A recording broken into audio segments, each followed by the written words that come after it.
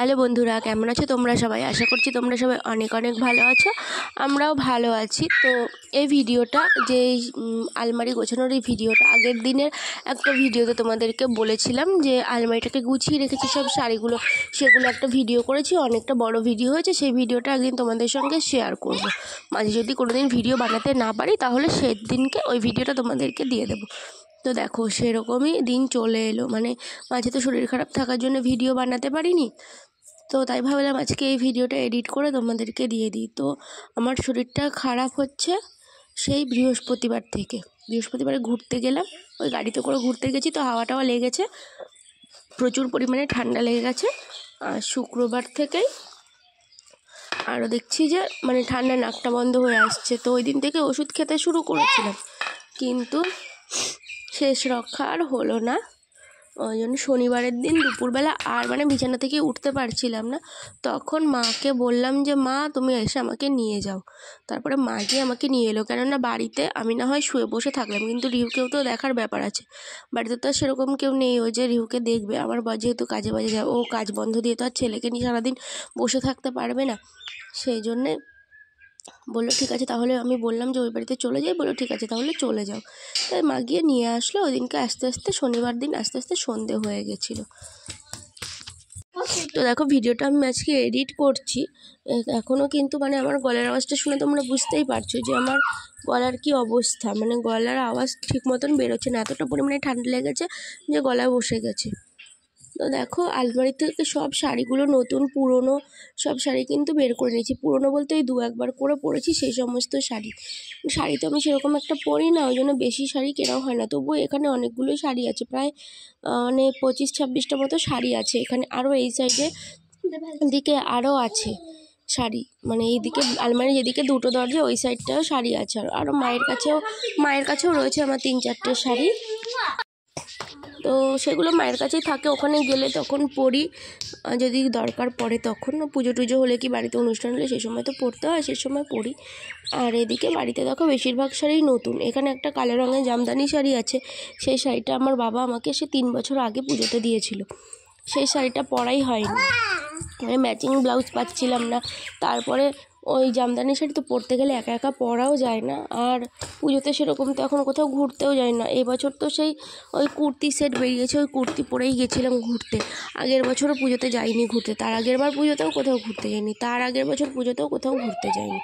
তো এই করে করে ওই শাড়িটা আর পরাই হয় না। অন্য সময় ভাবি পরবো, কিন্তু আর পরাই হয় না শাড়িটা। এইবার আর এখানে আরও নতুন নতুন কিছু শাড়ি আছে, মায়েরও কয়েকটা শাড়ি আছে, 2-3টে এখানে। তো সব কিছু মিলিয়ে আলমারিটা কিন্তু পুরো ভর্তি হয়ে যায় শাড়িগুলোতে। আর না, শাড়ি গুছিয়ে রাখা হয়, কিন্তু গুছিয়ে রাখার পরে যখন আবার বের করা হয় এখান থেকে ওখান থেকে টেনে টুনে শাড়ি বের করা হয় মাঝখান থেকে, তারপরে সব এলোমেলো হয়ে যায়। ওই জন্য মাঝে মাঝে শাড়িগুলো বের করে না আমি গুছিয়ে গুছিয়ে রাখি। এখানে যেমন আমার বিয়ের শাড়ি আছে, আমার সাধের শাড়ি আছে, অনেক নতুন নতুন শাড়িগুলোও আছে। ওই যে একটা হলুদ শাড়ি দেখা যাচ্ছে, ওটা একটা জামদানি শাড়ি, ওই শাড়িটাও খুব সুন্দর। কিনেছিলাম, শাড়িটা পছন্দ হয়েছিল দেখেই কিনেছিলাম, কিন্তু পরে আর পরা হয়নি।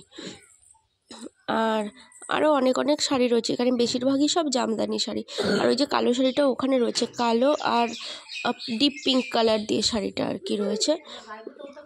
তো অনেক শাড়ি এখানে, প্রচুর প্রচুর পরিমাণে শাড়ি রয়েছে, বেশিরভাগই সব জামদানি শাড়ি। আর তো বেশিরভাগ শাড়ি তো আমি পরিই না, ওই দেখা গেল কোন দিন বের করবো, দেখা গেল ভাজে ভাজে কেটে গেছে। ভাবছি এখান থেকে বেশিরভাগ শাড়ি মাকে দিয়ে দেবো। তারপরে কোথাও যদি নেমন্তন্ন থাকে সেখানেও এখান থেকে অনেক শাড়ি দিয়ে দেওয়া হয়েছে। নিমন্তন্নতে গেলে আর শাড়িটারি এখন আর কিনি না, আমার এখান থেকেই দিয়ে দিই। কোনো আত্মীয় স্বজনের বাড়িতে গেলেও যদি দিতে হয় তাও এখান থেকেই বেশিরভাগ শাড়ি দিয়ে দিই, তখন আর কিনি না, যেহেতু এখানে কেনা রয়েছে ওই জন্য কিন্তু আর শাড়ি কেনা হয় না। আর আজকে দেখো আমি মন্দিরে বসে এডিট করছি ভিডিওটা। তো মানে এটা তো অনেক দিন আগেকার ভিডিও, 5-6 দিন আগেকার ভিডিও এডিট করছি এই বাড়িতে এসে মন্দিরে বসে। আর রিহু কিন্তু ঘন্টা বাজাচ্ছে, তাই তোমরা ব্যাকগ্রাউন্ডে ঘন্টার আওয়াজ পাবে, মাঝে মাঝে রিহুরও আওয়াজ পাবে। বোনের কাছে রয়েছে রিহু, তো আমাদের মন্দিরে একটা বড় একটা ঘন্টা বাঁধা আছে, সেটাই কিন্তু রিহু বাজাচ্ছে। তো যাই হোক, আবার দেখো কথা বলতে বলতে অনেক কিছুই করে নিলাম। আর এখানে দেখো শাড়িগুলো ভাঁজ করতে করতে কয়েকটা ব্লাউজও আমি গুছিয়ে নিচ্ছি, কারণ অনেকগুলো ব্লাউজও এখানে রয়েছে। তারপরে আমার কিছু ওড়না ছিল, রিহুর জামা, আমার বরের পাঞ্জাবি সব কিছু ছিল। তো দেখো নিচের থাকটায় রেখে দিলাম, যে শাড়িগুলো একবার দুবার পরেছি সেই সব শাড়িগুলো নিচের থাকটায় রাখলাম। তার ওপরের থেকে সব কিন্তু বেশিরভাগ নতুন শাড়িগুলো, হ্যান্ডলুম শাড়ি, তারপরে জামদানি শাড়ি, ওগুলোই রাখছি। ওখানে একটা রয়েছে লাল রঙের সফট জামদানি, ওটা কোনোদিনও পরিনি। তার উপরে দুটো হ্যান্ডলুম শাড়ি রাখলাম, ওগুলোও পরা হয়নি, কিনে কিনেই রেখে দেওয়া হয়েছে। বেশিরভাগই আমার জামদানি আর হ্যান্ডলুম শাড়ি, তাঁতের শাড়ি একটা দুটো আছে, সেরকম নেই। আর এমনি সিল্ক বলতে সেরকম সিল্ক নেই। আমার বিয়ের যে শাড়িটা আছে সেটা হচ্ছে ওপারা সিল্ক, ওটাও আছে এখানে, তো ওটাও নিচের থাকে রেখে দিয়েছি। আর বাদবাকি এই সাইডের দিকে আরও হ্যাঙ্গারে ঝোলানো আছে সেই সব শাড়িগুলো। ওখানে আছে দুটো একটা সিল্কের শাড়ি, আর ওখানেও হ্যান্ডলুম শাড়ি আছে দুটো তিনটে। তো ওগুলো সব হ্যাঙ্গারে ঝোলানো রয়েছে বলে ওগুলো আর বের করিনি, ওগুলো কয়েকদিন আগে আমি গুছিয়ে ওখানে ভেতরে ঢুকিয়ে রেখেছিলাম। আর দেখো খাটের ওপরটা থেকে এখন শাড়িগুলো নিয়ে সব তো রেখে দিচ্ছি আলমারিতে। এরপরে কিন্তু খাটের ওপরটাও পরিষ্কার করে নেব, কেননা খাটের ওপরে সব কিছু ছড়ানো রয়েছে। আর ওই দিনকে তো আমি ঘরটা পরিষ্কার করেছিলাম, ওই জন্য একেবারে ঘর পরিষ্কার করে আলমারি টালমারি সব গুছিয়ে নিয়েছিলাম, ছোটো আলমারি বড় আলমারি সব গুছিয়েছিলাম। তো ছোটো আলমারিটাতেও তো সব রিহুর জামা কাপড়, বেশিরভাগ ওর জামা কাপড়, সোয়েটার, টেডিগুলো সব, মানে ছোটো ছোটো যে সফট টয়গুলো আছে সেগুলো সব আমি ওর মধ্যে রেখে দিয়েছি। আর দেখো এক এক করে কিন্তু শাড়িগুলো সব রাখা হয়ে গেছে। এবার বাড়তি যে সমস্ত আমার ওই কুর্তি ছিল, আমার বরের সোয়েটার, জ্যাকেট, আমাদের শীতের জিনিস, সে সব কিছু কিন্তু ওই ওপরটায় রেখে দিচ্ছি। তাহলে কি হলো, শাড়িগুলো নিচের দিকে থাকলো, ওর ওপরটায় না হাতে পাওয়া যায় না, তো মানে আমি হাতে পাই না অতটা ওপরে। আমার ওপরে বেশি ওপরের দিকে জামা কাপড় থাকলে সেগুলো আমি হাতে পাই না। দেখো তোমরা দেখেই বুঝতে পারছো যে আমি পা উঁচু করে করে জিনিসগুলো রাখছি। তো ওখানে রিহুর ছোটোবেলার পাঞ্জাবি, জুতো এইসব ছিল। আর আমার বরের পাঞ্জাবি ছিল একটা ব্লু কালারের, ওটাও একদিনই পরেছিল, ওইটাও ওখানে রেখে দিয়েছিলাম। আর দেখো এদিকে রিহুর কয়েকটা জামা কাপড় টাপড়ও রয়েছে, সেগুলোই নিচের দিকে ফাঁকা রয়েছে, ওখানটায় রাখবো। আর আমার এই কুর্তিগুলো এগুলো আবার রেখে দেবো। কয়েকটা ওড়না রয়েছে 3-4টে, সব একবারে কিন্তু ওই ওপরেই তুলে দিলাম। আর ওখানে একটা যে বক্স রয়েছে, ওই বক্সটার মধ্যে কিন্তু রিহুর একটা ধুতি পাঞ্জাবির সেট রয়েছে, ওটা এখন অবশ্য ছোট হয়ে গেছে, ওটা এখন আর পরানো যাবে না। তো দেখো আমি কিন্তু এটা পুরোটা গুছিয়ে নিলাম।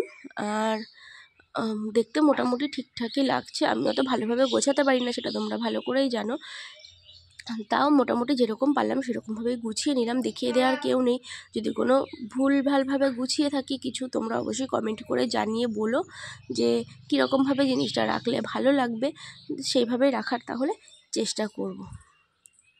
তো হয়ে গেল সব। এবার এই কম্বলের যে কভারটা আছে, কম্বলগুলো তো তোলা হচ্ছে না, ওগুলো আবার একদিন রোদে দিতে হবে, রোদে দিয়ে তারপরে তুলতে হবে। তো রোদে দিয়ে তারপরে তুলবো, ওই জন্য এখন কম্বলের এই কভারগুলো সব ভাঁজ করে নিই। তো ভাঁজ করে একেবারে কম্বলের কভারটা ওই আলমারির মধ্যে রেখে দেবো। এই একটা কভার রয়েছে, আর আরও একটা কভার রয়েছে, এটার মধ্যে তো একদিন কম্বল রেখেছিলাম আমি। আর ওই আরেকটা যেটা আছে ওটা একদম নতুন রয়েছে, ওটার এখনও ভাঁজও খুলিনি। তো ওটাও দুটো একসঙ্গে করে আমি কিন্তু রেখে দেবো আলমারির ভেতরে। তো দেখো ওই যে আলমারির একদম নিচের থাকটায় ওখানে সব ক্যারি ব্যাগগুলো, তারপরে আরও যেই সব জিনিসগুলো আমার লাগে না, মানে খুব কম ব্যবহার করি, সেই জিনিসগুলোই ওখানে কিন্তু আমি রেখে দিয়েছি। তো দেখো এই যে আমার কিন্তু গোছানো পুরো কমপ্লিট। তো তোমরা দেখে কিন্তু অবশ্যই জানিও গোছানোটা কেমন হলো। জানি আমি ঠিকঠাকভাবে গোছাতে পারি না, তবুও তোমরা কিন্তু কমেন্ট করে অবশ্যই জানিও। তো ভিডিওটা এখানেই শেষ করছি, ভালো লাগলে অবশ্যই কিন্তু লাইক কমেন্ট শেয়ার করে দিও।